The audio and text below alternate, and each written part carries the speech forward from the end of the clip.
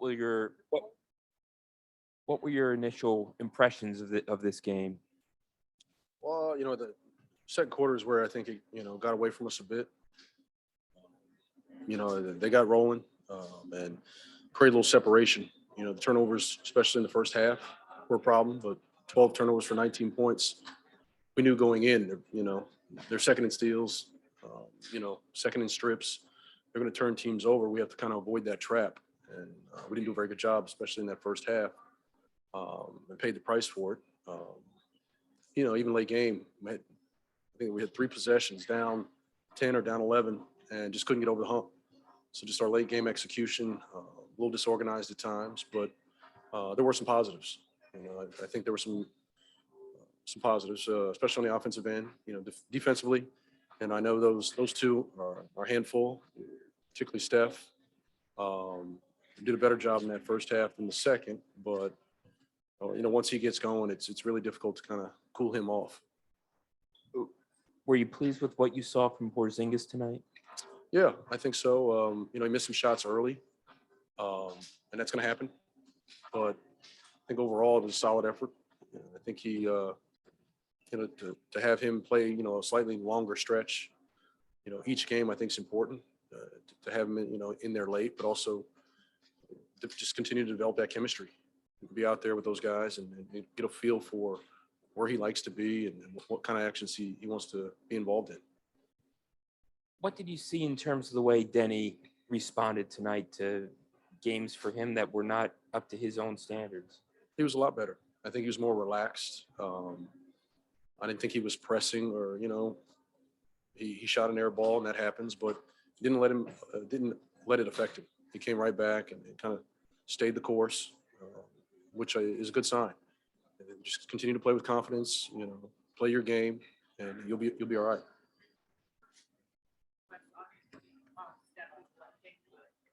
Kind of had a diversity of three-point shooters tonight. What did you just see from the perimeter defense? Well, yeah. I mean, Steph is 7-14. It's a tough outing. Clay gets going a little bit, but going in, we knew they were going to make threes. We wanted to take away the easy ones. There's some guys who are capable three-point shooters who made threes as well. I think 6 or 7 threes from their quote-unquote non-shooters.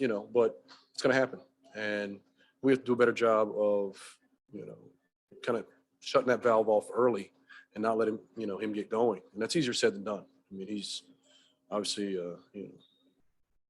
one of the best players in the league and one of the best all-time offensive players to have ever played. So to do that is a tall task. But just being locked in and just take away all those easy looks, I think that would help. What do you guys make of the 4-game stretch out west as a whole? It was a disappointment. We knew coming out it was these were tough games. I told our guys, maybe it's a different result if we played this hard the other night. Bottom line, and you can argue it's second night of a back-to-back, but we didn't get the desired result. But I thought our overall effort and intent was much better.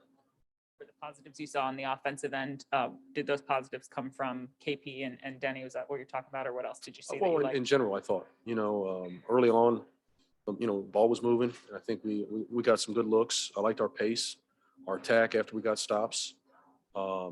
First half in particular, we were aggressive in the paint, which is always a strength of ours. But I think overall it was a solid offensive outing. We just have to clean up the execution late and make sure we're getting quality possessions in crunch time.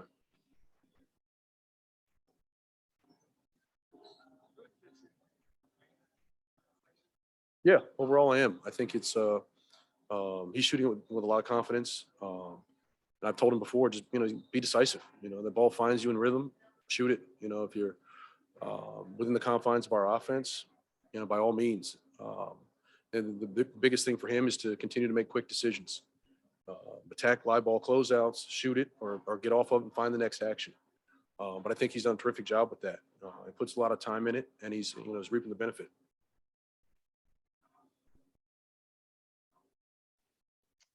Chase.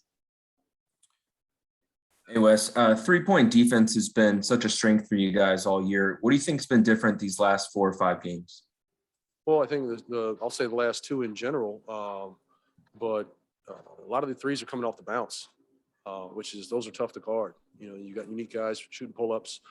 You know, that's tough. You know, some of them are catch and shoot. You know, I think our strength has been, you know, guarding the three in particular in pick and rolls.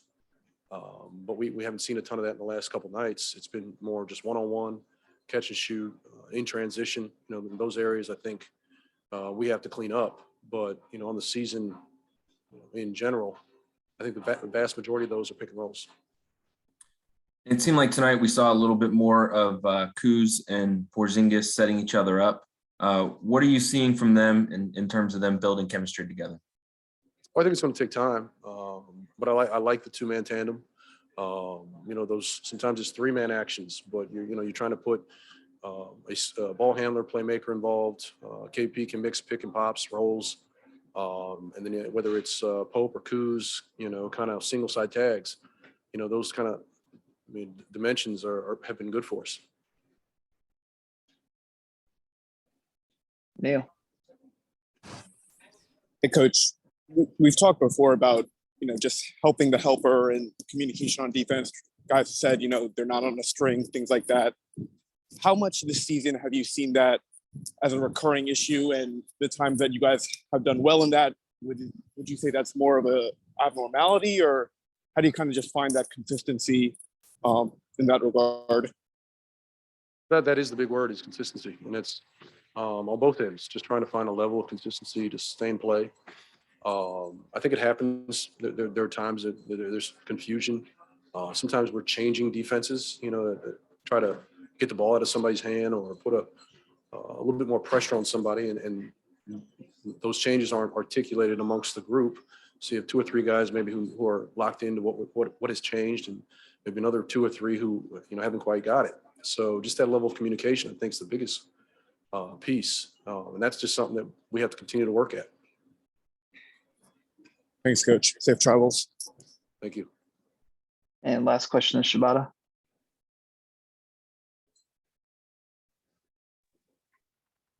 Hello, Coach. Thank you for your time.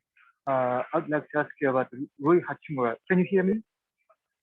I'd like to ask you about the Rui Hachimura's performance, and I'm wondering if you have any idea or intention of moving him into a starting lineup in the near future. I think, you know, everything's on the table. You know, I think I like him where he is right now. But as he progresses, you know, we'll see. I think he's done a lot of good things, and I know he missed a chunk of games early, so we were playing catch up, you know, in the meat of the season. But you know, where he is now from where he was, you know, a month and a half, 2 months ago, it's night and day. A different level of confidence. He's shooting the ball at a high clip. He's got a pretty good feel for, you know, how we play and how we space. So I just want to continue to see him grow. Okay, and hot news here in Tokyo is you guys are coming to Tokyo next year, next fall. So do you have anything to say to Japanese fans? Yeah, absolutely. You know, I think we're very excited. I think it's a great opportunity, not only to represent, you know, our organization, our franchise, you know, represent the NBA, but to do training camp and have the opportunity to do that in Japan is incredible. You know, obviously Rui's a big piece of that. So it'll be my second trip personally to Japan. So I'm looking forward to the opportunity to learn a little bit more culturally, immerse myself in the culinary side. But also we know we're there for a job, and you know, to do that in training camp, have the preseason games there against the Warriors, just a terrific opportunity for all. Okay, thank you so much. Welcome to Japan. Thank you. All right, Coach, that's it. Thank you. All right, appreciate it. Deni, Wes said he saw some positives on the offensive end from you guys. How do you evaluate your individual performance? You talking about individual performance for me?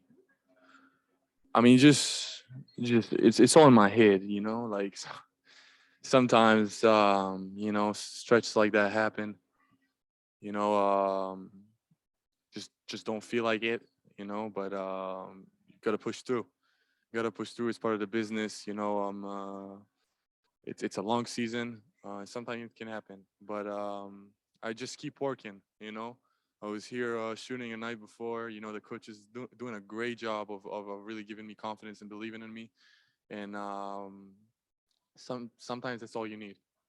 And I told myself, all right, then he's like, that what it is. Like, you got to keep going and just play hard, just compete. Like, I've done that for so long. So it feels good to be back in shape. Hopefully we can finish the season strong as a team too. Did you feel like you were thinking about things less as you were out there? And if so, why might that have been the case? In this game, or? Yeah. I wasn't really thinking this game. You know, I was like, all right, like it's time to switch it up. It's time to make some plays for others. You know, Kuz got me in the game with a nice layup, and I feel like that got me going. Again, it's all in my head because I've been doing it for so long. I know what I'm doing. You know, I'm here for a reason. I feel like I'm getting better, and as I said, just keep going. At a time, at a time when you feel like you're not playing your best, who do you turn to for support and to? My best psychologist is the gym. You know, like that's what relaxes me. That's what like brings me my calm and get me back on track. And it's something that I do, and it helps me.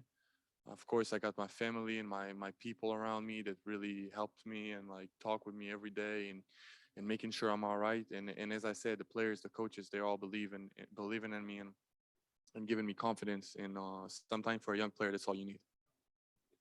Given how much you want to play well for your team, how difficult is it for you just to not think on the court? That makes sense. Can you repeat it?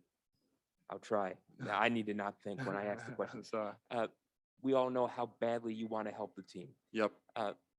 Given how much you want to contribute, how tough is it not to be tough on yourself? Listen, it's hard. I'm coming from a culture that we're really tough on ourselves. You know, I'm half Serbian, and let's say we play with a lot of emotions, and sometimes it gets to me. Sometimes I'm overthinking. Sometimes it happens, and you know you play bad, and then you think to yourself, what did I do wrong? How do I improve it? And sometimes we just go out there and just play and play hard and not thinking too much because to play basketball, I know that's the main reason I'm here for a reason as well. And you know, being hard on myself, it's still part of my growth as a player. And I'm way better than what I was. So we're in a good point. We're good, guys. I'll go to Chase on Zoom. Hey, Deni, this was your 67th game this season. What's it just been like playing this many games? You know, obviously last year was shortened due to injury, but it looked like in the EuroLeague, you know, you never played anything close to this many games. So what's that just been like, that adjustment? For me, as much as that difficult and I had injuries and you know, I played through them. I was never like, okay, let me rest this. Like, all right, my leg a little hurt. Let me rest. Like, I'm always for my team, for everybody, for the organization. My goal is to play every single game. And, you know, especially when last season I missed the playoffs and a couple of games towards the end of the season. I worked on my body a lot for me to be durable for every game. And that's a big goal of myself is to be ready and to be there for the coaches, for the players whenever they need me. So.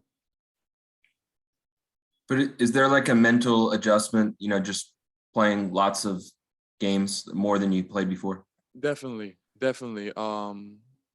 You know, it's not easy mentally, you know, especially as a young player, especially like coming from a season that you never played that amount of games. And sometimes it hits me. I'm human. Sometimes, like, you know, we had that game against San Antonio with 2 overtimes. We landed 3 a.m., landed 4 a.m. It's not something I'm used to. So then the Cleveland game after, I was feeling bad. So you know, it's part of the NBA. It's part of the growth to know how to manage your how to take care of your body, how to manage your strength, and just keep going. Alright, that's all the time we got for Denny tonight. All right. Appreciate you. Thank you guys, תודה רבה דני.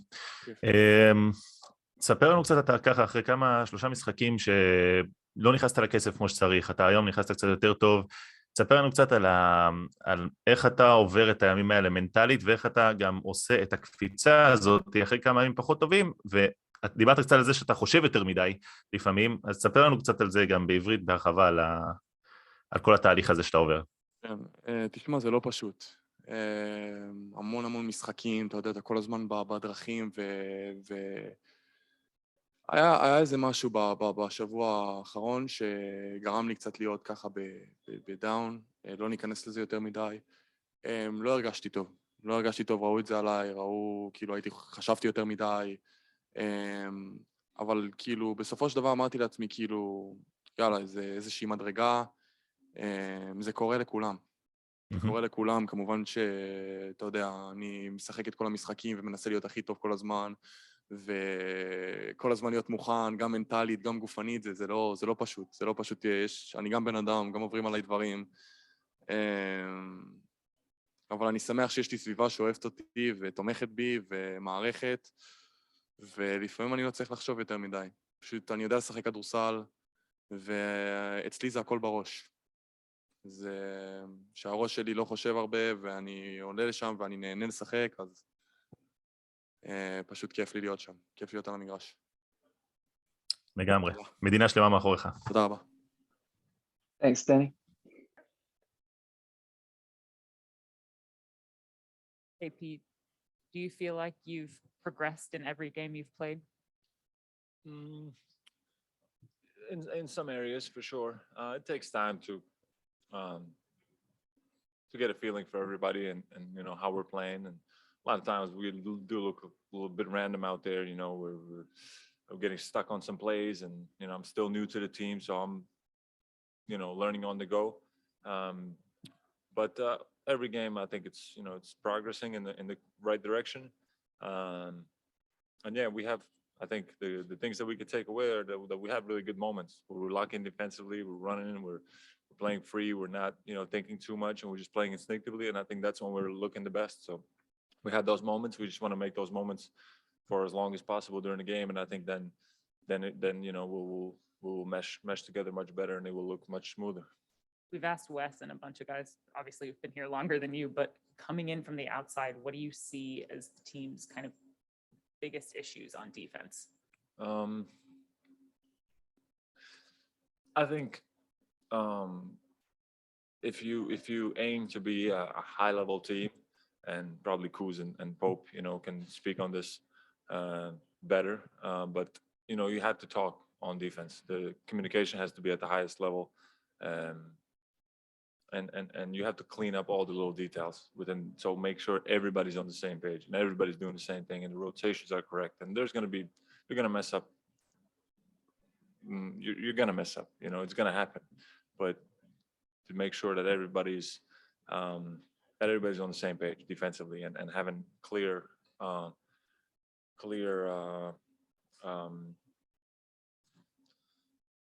just basically just the defenses, make sure everybody knows what we're doing, and once we have that and the communication is at a high level, that's when you have to bring the intensity, energy every night, and make sure that the defense travels with you every game. How does a team full of sometimes quiet guys get better at talking? I don't know if we're quiet guys. I wouldn't say so. This team is pretty, everybody gets along really well off the court, which is very important, and I think on the court too, nobody has, this thing where you can't talk to him or can't tell somebody something, and everybody's open, if somebody messes up, we all, looks like everybody's willing to take responsibility for things that we mess up, and that's important. Opening communication, not taking anything personally, just we want to get better as a group, and that takes accountability, between each other, and yeah, we're getting started, but I believe we'll get there. everyone slumps at one point during a season. Deni went through one just the last few games. You don't know him well, but from what you've seen, how did he deal with it? I think he's a young player, and you tend to overthink things and get in your own mind and get in your own way in some situation. At the end, you have to simplify everything, put in the work behind closed doors, and then when you play free, play as free as you can. Just try to make the correct play, the right pass. Just keep it simple for yourself. Trust your instincts and trust your skill set. And then live with the result, good or bad. But that way you're and then once it's over, the game's over. If you want to look at film and see things that you can do better, do that. But you also have to disconnect your mind. You cannot be 24/7 on this game. Otherwise, you will just drive yourself crazy. We already have enough games, enough film sessions, enough practices. So I think just for him, simplifying everything and just trying to play as free as he can, knowing that he can make mistakes out there. He's a young player. Good. A couple on Zoom here. Zach. Hey, KP. The Wizards announced today that you guys will be playing in Japan this September. First of all, have you ever been to Japan, and how much do you look forward to going there? Yeah, no, I've never been, and I'm extremely excited. Thanks to Rui, probably we're going there. So that I think that will be a really cool experience.